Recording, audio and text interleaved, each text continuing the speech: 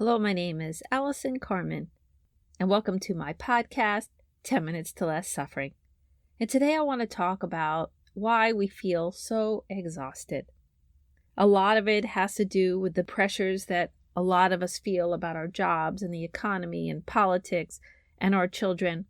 And there are certain things that we have to face during this time period that are very real. And that is why it is so important to figure out the places that we can take better care of ourselves, that we could put our energy to better use.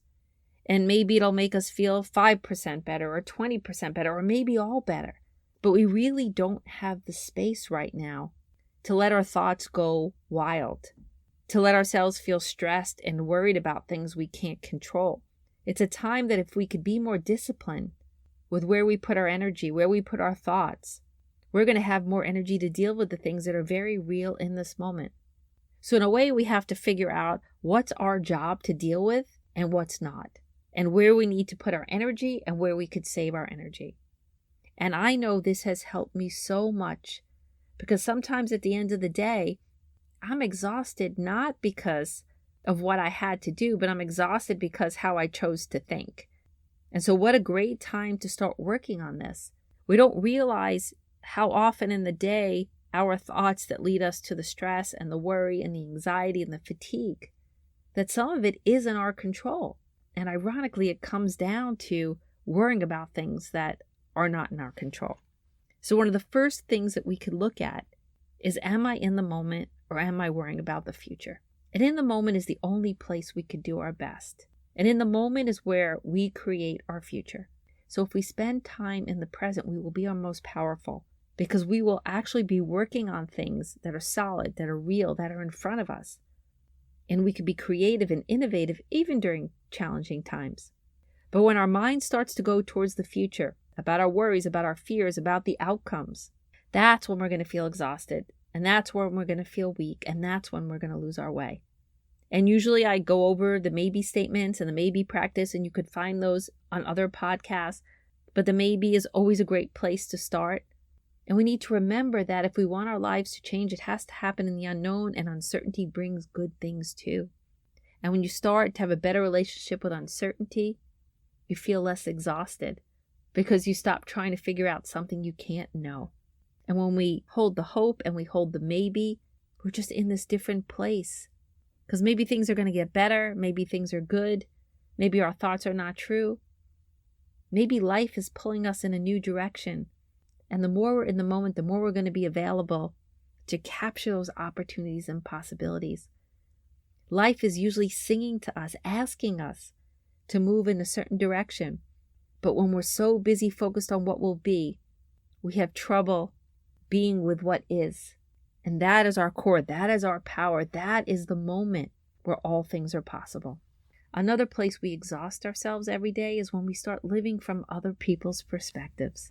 We can't control what other people are going to think about what we say and what we do.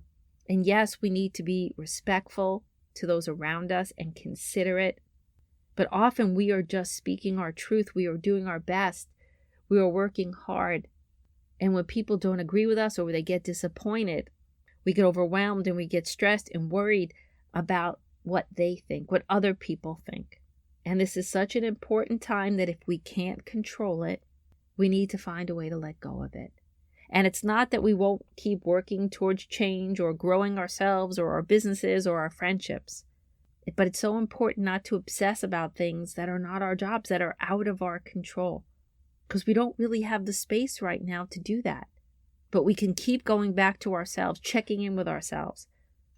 Is this what I think? Is this what I need to do? Is this what moves my life forward? Am I being respectful and kind to others? And if the answer is yes to all of these, then we need to be able to put down what other people think. And what's so funny, usually when people have a thought or a judgment about what we say or do, they have it for a moment. And then they move on. And then we sit around and we obsess about it. So really, it's okay to let go. And just because we have a disagreement or a judgment doesn't mean our relationships are going to end. It's just people see things differently. And it's our job to own our side of the street. It's our job to speak our truth, be kind and respectful, and then let the rest go. And when we're able to do that, we'll have more energy to keep pursuing our goals and living our best life. Another thing that many of us do is that we take on other people's problems. Again, we think we have so much more control than we do. And sometimes we do this out of deep love and deep respect for the people that we care about. And we forget that people have their own sovereignty and their own desires and their own wishes and their own decisions. So we have to find a way to hold space, to be there for people that we love, but allow them to process their own pain and their own problems. And sometimes the best we can do in life is stay in the light. Hold that positive attitude, hold that maybe mindset, hold that higher place when the people around us are having hard times, so we could reflect that light into the world, and we could be loving and we could be supportive. But when everyone gets negative and people are going through hard times, the best we really can do is to pray for them and care for them and love them and hold space for them so they could find their way. And the last thing I want to talk about is acceptance. We often fight what is, and again, going back to that control issue, we fight what's happening in our lives, and it is exhausting. For some reason, we don't see things as solid. So we sit and we regret the past, we regret our decisions. When we don't like what's happening, we keep banging against it. But it changes nothing. It is exhausting to keep banging your head against the wall. And a lot of us misconstrue this idea of acceptance. We think acceptance means we're agreeing with it. Acceptance means we won't change it. But acceptance is not resignation. We're not resigning to it saying, okay, I accept this. It's never going to be different. But when we accept, all we're saying is this is what's happening in the moment. And sometimes I like to look at it like I consent to receive this in the moment. Because when I think like that, I'm not resigning myself. I'm just saying, this is what's happening and I consent to receive, but it leaves me open to receive other things. It leaves me hopeful that I could keep changing things. There is nothing more exhausting than going over in your mind in a loop what happened, how you want things to be different, how things shouldn't be the way they are. And we conserve so much energy when we see life the way it is in the moment. And when we say, I consent to receive what is happening. And then we have a beginning to accept it, a beginning to change it, a beginning to see what's possible. It's a more positive way to acknowledge where we are and figure out where we want to go.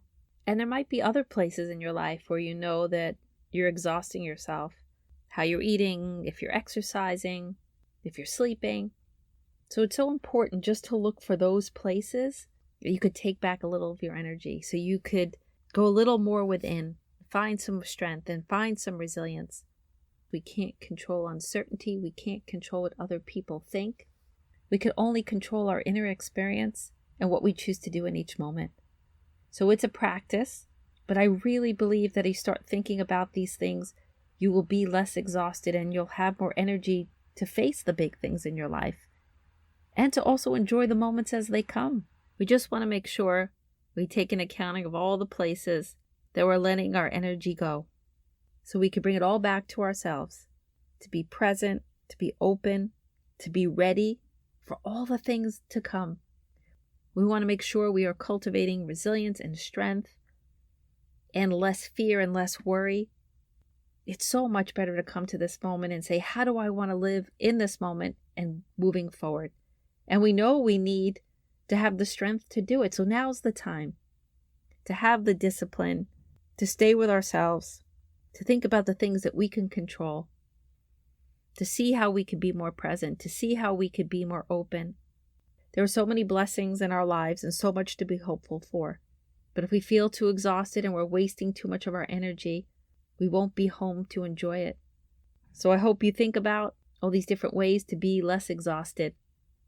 And most of all, I hope you remember that maybe the best is yet to come.